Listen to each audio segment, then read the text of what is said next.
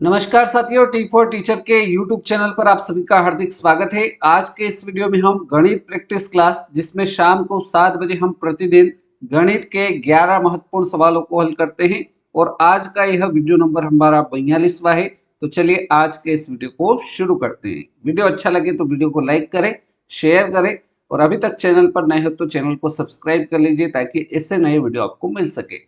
सवाल नंबर 1 है, दो संख्याएं 3:4 के अनुपात में है। यदि उन संख्याओं का लघुत्तम समापवर्तक एलसीएम आपको 72 दे रखा है तो आपको बताना है कि उन संख्याओं का योगफल कितना होगा। कैसे करेंगे इस सवाल को हल? तो सबसे पहले जो अनुपात हमें दे रखा है इसको 3x और 4x, अनुपात हमारा 3:4 है तो हमने इसको x के रूप में लिख दिया है।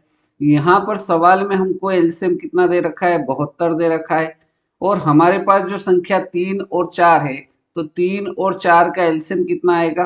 तो 3 और 4 का एलसीएम 12 आ जाएगा। तो इस 72 में 12 का भाग दे देंगे तो 12 से ये कट जाएगा, 12×72।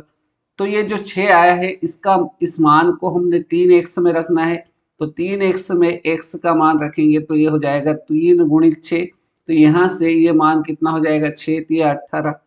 अगला इसमें अनुपात में रखेंगे 4x में तो ये कितना हो जाएगा? 4 × 6 हो जाएगा। तो 4×6 कितना हो जाएगा? 24 हो जाएगा। अब आपके पास दो संख्याएं हो गई, पहली संख्या 18, दूसरी संख्या 24। आपको सवाल में बोला है कि उन संख्याओं का योगफल कितना होगा। तो योगफल निकालना अब आपके लिए कोई बड़ी बात नहीं है, क्योंकि योगफल का मतलब क्या होता है? दोनों संख्याओं को जोड़ना। तो पहली संख्या 18, दूसरी संख्या 24, इन दोनों को जोड़ देंगे तो आपका आंसर कितना आ जाएगा? 42 आ जाएगा। तो पहले सवाल का जो राइट आंसर हो जाएगा वो 42, ऑप्शन नंबर डी आपका करेक्ट आंसर रहेगा। ठीक है, चलिए आगे बढ़ते हैं। सवाल नंबर 2, भिन्न 4/7 का कौन सा भाग उसमें जोड़ा जाए कि उसका योग 1 सही 1/14 हो जाए। तो यहाँ पर जो सवाल में कहा है कि हमें जो भिन्न दे रखा है वो 4/7 है, इसमें क्या जोड़ा जाए। तो हमने मान लिया कि इसमें x जोड़ देते हैं तो इसका जोड़ करने पर योग कितना आता है? तो ये आता है 1 सही 1/14। इसको सरल कर लेंगे, बहुत ही सिंपल क्वेश्चन हो गया है। तो यहाँ से 4/7 प्लस x बराबर, इसको सरल करेंगे तो 14 का गुणा 1 में 14 एकम 14 और ऊपर वाली संख्या 1 में इसको जोड़ देंगे तो 14 और 1 15 और बटे में कितना हो जाएगा? 14 हो जाएगा। यहाँ से x वाले पद को यहीं रहने देते हैं, ये 4/7 को उधर भेज देंगे तो 15/14 पहले से उधर है, उधर से 4/7 प्लस का इधर आएगा तो माइनस का 4/7 हो जाएगा। यहाँ पर देखिए दोनों संख्या 14 और 7 का एलसीएम कितना आ जाएगा? 14 आ जाएगा। यहाँ ऊपर हो जाएगा 15 माइनस 7 को 14 बनाने के लिए 2 का गुणा करना पड़ेगा। तो 2 का गुणा जब 4 से होगा तो 4 दूनी 8 हो जाएगा। इसको आगे सरल करेंगे तो 15 में से 8 गया तो कितना बचेगा? हमारे पास 7 बचेगा और बटे में कितना है? 14। अब इसको सरल कर लेंगे तो 7 एकम 7, 7 दूनी 14, अर्थात हमारा मान कितना आ जाएगा? 1/2। अगर इसमें जोड़ दिया जाए तो 4/7 में यदि 1/2 जोड़ देंगे तो हमको जो योग प्राप्त होगा वो 1 सही 1/14 प्राप्त हो जाएगा। तो हमारा राइट आंसर क्या हो जाएगा? 1/2, ऑप्शन नंबर बी आपका करेक्ट आंसर रहेगा। ठीक है, चलिए अगला सवाल देखते हैं। सवाल नंबर 3। सवाल नंबर 3 में पहले आपको संख्या दे रखी है 6, 6 के बाद अगली संख्या 12, 12 से अगली संख्या 48, 48 के बाद अगली संख्या दे रखी है 288 और अगली संख्या हमको बताना है क्वेश्चन मार्क के स्थान पर कौन सी संख्या आएगी। ठीक है, तो यहाँ पर देखिए संख्या लगातार बढ़ रही है, तो जब भी संख्या एकदम से ज्यादा बढ़ती है तो वहां पर गुणा होता है। तो देखिए 6 में किसका गुणा किया जाए कि 12 आ जाए? तो आप कहोगे कि 6 में 2 का गुणा करेंगे तो 12 आ जाएगा। ठीक है, इसका 12 में यदि हम किसका गुणा करें कि 48 आ जाए? तो आप कहोगे कि 12 चौक 48 होता है। तो यहाँ संख्या 12 में 4 का गुणा हो रहा है तो 48। अब 48 में किसका गुणा किया जाए कि ये क्या आ जाए? 288 आ जाए। तो 48 में यदि आप 6 का गुणा करेंगे तो 288 आ जाएगा। तो आप देख रहे हैं कि यहाँ संख्या दो दो की वृद्धि हो रही, पहले 2 फिर 4 फिर 4 6। तो यहाँ अगली संख्या किसका गुणा करेंगे? तो हमको अगली बार 8 का गुणा करना पड़ेगा। तो हम गुणा करेंगे 288 में 8 का, तो अगली संख्या क्या आ जाएगी वो हमको पता चल जाएगा। तो 288 में 8 का गुणा, 8 उठी 64 का 4, हासिल आया 6, 8 उठी 64, 64 और 6 कितना हो जाएगा, तो 64 और 6 हो जाएगा 70, 7 70 का 0, हासिल बचा 7, 8 दूनी 16, 16 और 7 कितना हो जाएगा, तो 16 4 20 और 3 23। तो हमारा अगली संख्या जो आ जाएगी वो 2304 हो जाएगी। 2304 आपका option number c correct answer रहेगा। ठीक है। सवाल नंबर 4, सवाल नंबर 4 देखिएगा, करने की कोशिश करिएगा। किसी घड़ी में 4:40 पर बनने वाला कोण कितने डिग्री का होगा। तो चलिए अपन घड़ी बना देते हैं। तो ये इस प्रकार से एक घड़ी है, इसमें यहाँ 12 है, यहाँ 1 2 3 4 5 6 7 8 9 10 11 और 12।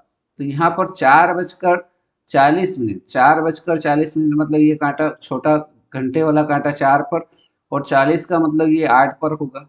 तो यहाँ पर जो कोण बनेगा वो कितने डिग्री का कोण बनेगा, ये आपसे पूछा है। तो देखिए इस प्रकार का जब भी डिग्री कितने डिग्री का कोण बनेगा ये आपको निकालना हो तो आपको एक फार्मूला बता रहा हूँ, उस फार्मूले की सहायता से आप बड़ी आसानी से उसको सरल कर लेंगे। तो फार्मूला क्या है वो देखते हैं।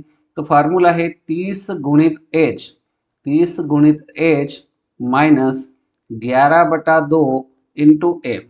ये क्या बताया सर आपने, तो ये इस फार्मूले की सहायता से जो बनने वाला कोण है, एच का मतलब क्या है, तो एच का मतलब होवर मतलब घंटा लिखना है। यहाँ पर जितने घंटे होंगे उसका मान यहाँ रखना है, और एम की जगह क्या रखना है, जितने मिनट बोला जाए उसको यहाँ पर रखना है। तो चलिए इसको इस फार्मूले से सरल करते हैं। तो 30 ऐसा कैसा इंटू एच, कितने घंटे हैं यहाँ पर, तो 4 तो होवर की जगह कितना आ जाएगा, 4 आ जाएगा, माइनस 11/2 इंटू एम, एम का मान मतलब मिनट कितने दे रखे, तो 40 मिनट है, तो एम की जगह कितना रख देंगे, 40 रख देंगे। ये 2 से ये 40 कट जाएगा 20 बार में, तो यहाँ इसको सरल करेंगे तो 30 का गुणा 4 से, तो 4 तिया 12, 120, माइनस 11 दूना 22, ये कितना हो जाएगा, 11 दूना 22 कितना हो जाएगा, 220 हो जाएगा। तो 220 में से 120 घट जाएगा, तो कभी भी माइनस में नहीं आता है, लेकिन अपने को केवल घटाना चिन्ह यहाँ पर नहीं रखना है। तो इसको सरल करेंगे तो कितना आ जाएगा, 100 डिग्री हमारा आंसर आ जाएगा। तो जो बनने वाला कोण होगा वो कितने डिग्री का हो जाएगा, 100 डिग्री का हो जाएगा। ऑप्शन नंबर ए आपका करेक्ट आंसर रहेगा। ठीक, चलिए अगला सवाल देखते हैं। सवाल नंबर 5, 2 की घात 51, 2 की घात 51 का इकाई अंक बताना है। 2 की घात 51 का इकाई अंक, तो यहाँ पावर में जो 51 है इसमें अपन 4 का भाग देंगे, तो जो भी शेषफल बचेगा वो हमारे इस इकाई अंक की पावर हो जाएगा। तो 12 चौक 48 होता है, 51 में से 4 घटेगा, सॉरी 51 में से 48 घटेगा, तो शेषफल कितना आ जाएगा, 3 बच जाएगा। तो ये जो शेषफल आया इस 2 की पावर हो जाएगा 2 की पावर 3। तो 2 की पावर 3 का मतलब 2 का 3 बार गुणा, और 2 का 3 बार गुणा करेंगे तो कितना आ जाएगा, 2 की पावर 3 का अर्थ कितना होता है, 8 होता है। तो इसका इकाई अंक जो हो जाएगा वो 8 हो जाएगा। डी ऑप्शन आपका सही जवाब रहेगा। आगे देखते हैं सवाल नंबर 6, समांतर श्रेणी दे रखी है आपको 2, 6, 10, 14, और आपको दे रखा है कि कौन सा पद 82 है। हमको बताना है कि कौन सा पद जो है वो 82 है, मतलब एन का मान निकालना है। तो हमें जो श्रेणी दे रखी है वो 2 है, अगला 6, अगली संख्या 10, अगली संख्या 14, और आगे ये डेश डेश दे रखा है। तो यहाँ से देखिए एक फार्मूला है, ए एन बराबर A plus N minus one into D. इस फार्मूले की सहायता से इस सवाल को हल करेंगे। तो यहाँ ए एन की जगह मान कितना आ जाएगा, 82 दे रखा है, 82 यहाँ आ जाएगा, बराबर ए का मान मतलब प्रथम पद, प्रथम पद क्या है, 2 है, तो ए के स्थान पर 2 रख देंगे। एन का मान निकालना है, एन को ऐसा कैसा रखेंगे, एन माइनस वन।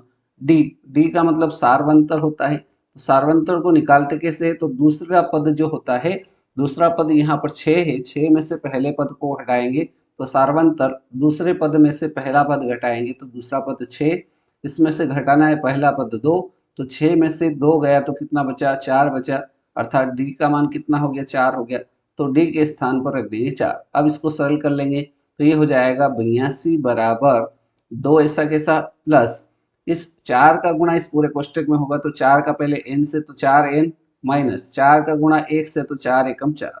ठीक है, जल्दबाजी इस सवाल को हल करने में नहीं करना है क्योंकि गलती हो जाएगी। देखिए अब यहाँ पर इसको सरल करेंगे तो ये 82, यहाँ पर -4 में से 2 घटेगा प्लस का तो ये -2 बचेगा, -2 को इधर लाएंगे तो प्लस का 2 हो जाएगा और बराबर कितना हो जाएगा 4n। तो यहाँ पर इसको लिख सकते हैं कि 4n बराबर कितना 82 और 2 कितना हो जाएगा 84 हो जाएगा। तो यहाँ से अपने को n का मान निकालना है तो n बराबर क्या हो जाएगा 84/4, 4 से ये कट जाएगा, 4 दूनी 8, 4 एकम 4, तो यहाँ से n का मान कितना हो गया, n बराबर कौन सा पद हो जाएगा 21वां पद जो होगा समांतर श्रेणी का वो 82 होगा। तो हमारा राइट आंसर 21वां पद अर्थात डी ऑप्शन हमारे इस सवाल का राइट आंसर हो जाएगा। ठीक है, आगे समझ में आ गया। चलिए सवाल नंबर 7। सवाल नंबर 7 है द्विघात बहुपद का शून्य कितना होता है। तो द्विघात पूछा जाए, त्रिघात पूछा जाए, रेखिक बहुपद पूछा जाए, तो जब भी आपको ऐसा सवाल पूछा जाए कि चर की अधिकतम घात जो होती है, हमको क्या याद रखना है कि चर की अधिकतम घात जितनी होगी उतने क्या होंगे, शून्य होंगे। तो चर की अधिकतम घात बराबर कितना क्या हो जाएगा, शून्य हो जाएंगे। यहाँ बात द्विघात की हुई है तो यहाँ जो चर होगा बहुपद होगा उसकी अधिकतम घात कितनी होगी, 2 होगी, तो यहाँ पर शून्य कितने हो जाएंगे, 2 हो जाएंगे। अगर प्रश्न पूछ लेता कि त्रिघात बहुपद का शून्य कितना, तो त्रिघात में बहुपद का जो चर होगा उसकी घात कितनी होगी, तो 3 होगी, तो वहाँ शून्य कितने हो जाएंगे, 3 हो जाएंगे। तो हमको केवल इतना याद रखना है कि चर की अधिकतम घात जितनी होगी उतने शून्य हो जाएंगे। ठीक है, प्रश्न संख्या सवाल नंबर 8। सवाल नंबर 8 है किसी कक्षा में 7 विद्यार्थियों का प्राप्तांक दे रखा है। हमसे पूछा है कि प्राप्तांक का माध्य जिसको बोला जाता है कि औसत ज्ञात कीजिए। ठीक है, आपको कंफ्यूज करने के लिए यहाँ औसत की जगह क्या लिख दिया है, माध्य लिख दिया है, ऐसा आपको एग्जाम में देखने को मिलेगा। ठीक है, तो कैसे सरल करेंगे, तो पहले विद्यार्थी को जो प्राप्तांक हुए हैं वो 27 अंक प्राप्त हुए हैं, दूसरे को 73, तीसरे विद्यार्थी को 62, चौथे को 30, पांचवें को 50, छठे को 38 और सातवें विद्यार्थियों को 70 अंक प्राप्त हुए। इनका औसत निकालना है। तो पहला तरीका तो ये आपको कि सभी अंकों को जोड़ लीजिए और उसमें भाग 7 का दे दीजिए, लेकिन अपन यहाँ पर इनको पहले क्रम से बना देते हैं। तो ये सबसे छोटी संख्या 27, 27 के बाद अगली संख्या 30, 30 के बाद अगली संख्या कौन सी आएगी, तो 30 के बाद अगली संख्या 38, 38 के बाद 50, 50 के बाद अगली संख्या कौन सी आएगी, 50 के बाद 62, 62 के बाद अगली संख्या 70 और 70 के बाद अगली संख्या आखिरी संख्या 73। अब इसका औसत एक और तरीके से निकाल सकते हैं, माध्य या औसत बराबर क्या हो जाएगा, तो हमको केवल पहली संख्या लेना है, पहली संख्या 27, आखिरी संख्या लेना है 73, इन दोनों को जोड़ देना है और भाग दे देना है 2 का, तो आपका औसत निकल जाएगा। 27 और 73 कितना हो जाएगा, 100 हो जाएगा। इसमें 2 का भाग देंगे तो आपका औसत कितना आ जाएगा, 50 आ जाएगा। अगर ऐसे भी करेंगे तो भी आपका टोटल कितना आएगा, टोटल आपका जो आएगा उसमें 7 का भाग दे देंगे तो आपका औसत 50 ही आएगा। चाहो तो आप करके देख सकते हैं। तो औसत कितना आ गया, 50 आ गया। बी ऑप्शन आपका करेक्ट आंसर रहेगा। चलिए आगे बढ़ते हैं सवाल नंबर 9 की ओर। एक आयत का क्षेत्रफल दे रखा है 60 वर्ग सेंटीमीटर है तथा इसकी लंबाई किसी वर्ग की भुजा के बराबर है।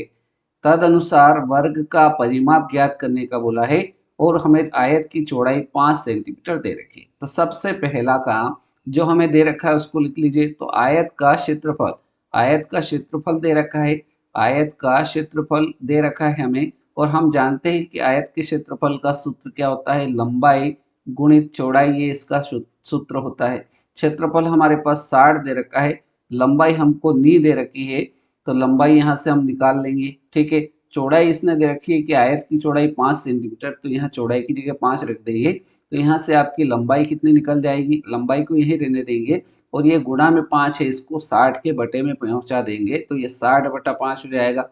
5 से 1 कट जाएगा 12 बार, तो यहाँ पर लंबाई बराबर कितना हो गया, लंबाई आपकी 12 सेंटीमीटर हो गई। लंबाई कितनी हो गई आपके पास, 12 सेंटीमीटर आपकी लंबाई हो गई।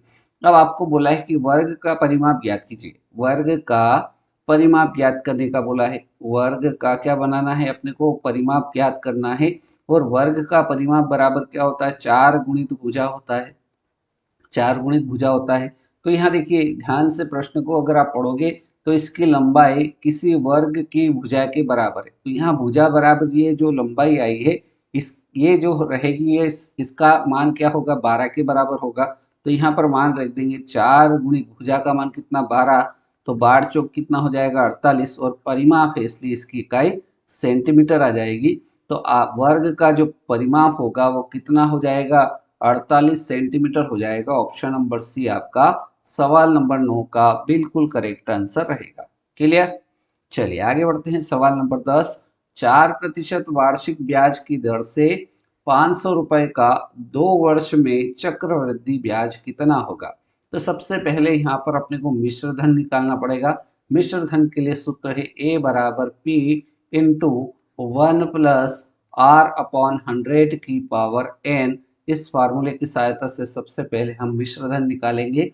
तो चलिए मान रखते हैं पी का मान मूलधन अपने को 500 दे रखा है, गुणित 1 प्लस आर का मान रेट आपकी 4 है, तो बटे में कितना आ जाएगा 100, और समय आपका 2 है तो पावर में 2 आ जाएगा। ठीक है, यहाँ तक कोई दिक्कत नहीं है। अब इसको आगे सरल करेंगे तो 500 गुणित ये 100 का इसमें गुणा होगा, 100 एकम 100, 4 जुट जाएगा 104, और घात 2 है इसलिए इसको 2 बार लिख देंगे। 104 की घात 104 बटा 100 गुणित 104 बटा 100। ये 2 से ये कट जाएगा, ये हो जाएगा 52, ये हो जाएगा 50, ये हो जाएगा 52, 2 से काटेंगे तो ये हो जाएगा 50। ठीक है, ये सरल हुआ तो ये इसको लिखेंगे 500 गुणित 52/50 गुणित 52/50। अब इसको सरल करेंगे, 2 जीरो से ये 2 जीरो कट गई, एक 5 से ये 5 कट गया। अब आपके पास बचा है ऊपर 52 का गुणा 52 से करना है। तो 52 का गुणा 52 से करेंगे तो 52 का स्क्वायर कितना होता है, 2704 होता है। कितना होता है, 2704 होता है। इसमें भाग देना है 5 का, भाग दे देंगे तो 5 एकम 5, 5 5 25, कितना बचा, 2, 2 बचा, ये हो गया 20, 5 चौक 20। ठीक है, अब भाग नहीं जाएगा उसकी 0, और ये कितना हो गया 40 हो गया, 8 पंच 40। तो ये आपका मिश्र धन कितना आ गया, 540.8। ये आपका क्या आ गया है, मिश्र धन आ गया है। ये आपका क्या आया है, मिश्र धन आया है। आपको सवाल में चक्रवृद्धि ब्याज पूछा है, तो सी आई निकालना है। मतलब आपको सबसे पहले क्या करना पड़ेगा, मिश्र धन जो आया है इसमें से आपका मूलधन घटाना पड़ेगा। तो मिश्र धन आपका आया है 540.8 और मूलधन आपका 500 रुपये है। तो इसमें से इसको घटाएंगे तो कितना आ जाएगा, 40.80, अर्थात कौन सा ऑप्शन इस सवाल का राइट आंसर हो जाएगा। तो 40.80 रुपये हमारा क्या आ गया, चक्रवृद्धि ब्याज आ गया। ऑप्शन नंबर ए आपका करेक्ट आंसर रहेगा। क्लियर। अब आज के वीडियो के अंतिम सवाल की ओर बढ़ते हैं। सवाल नंबर 11। सवाल नंबर 11 दे रखा है, 1265 में किस संख्या से भाग दे कि भागफल 84 तथा शेषफल 5 प्राप्त हो। ठीक है, तो सबसे पहले अपने को एक चीज आपने पढ़ी होगी कक्षा 10 में कि भाज्य बराबर क्या होता है। भाज्य बराबर होता है भाजक इंटू भागफल।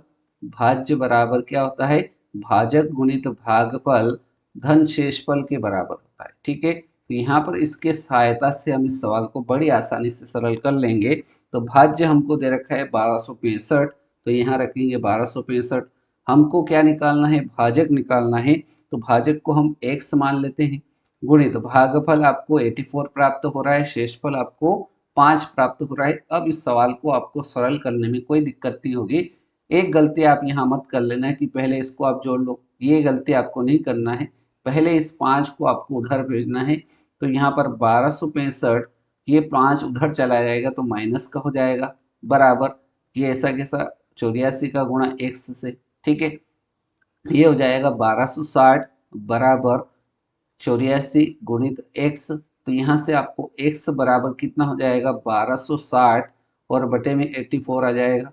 ये काई से कट जाएगा, 12 से कट जाएगा, 12 एकम 12, भाग नहीं जाएगा 0, 12 पंजे 60, 12 छंग 72, 12 सत 84, 7 बार में कट गया। 7 से 105 कितनी बार में कट जाएगा, तो ये 15 सती 105 होता है। तो हमारा जो भाजक होगा वो कितना आ जाएगा, 15 हो जाएगा। राइट आंसर इस सवाल का ऑप्शन नंबर ए बिल्कुल सही आंसर रहेगा। ठीक है, तो इस प्रकार से आज के इस वीडियो में हमने गणित प्रैक्टिस क्लास, जिसमें शाम को 7 बजे हम प्रतिदिन गणित के 11 महत्वपूर्ण आईएमपी सवालों को हल करते हैं। उम्मीद करता हूँ 11 सवाल आपको समझ में आए होंगे। वीडियो अच्छा लगा हो तो लाइक करना, शेयर करना अपने दोस्तों के साथ। चैनल पर नए हो तो चैनल को सब्सक्राइब कर लेना, ताकि ऐसे वीडियो आपको मिल सके। हमारे दूसरे वीडियो भी इस पर आते हैं, जैसे हम शिक्षक भर्ती हिंदी विषय की तैयारी कर रहे हैं। इसी प्रकार से हमारा ईवीएस का वीडियो आता है, जो कि शिक्षक भर्ती वर्ग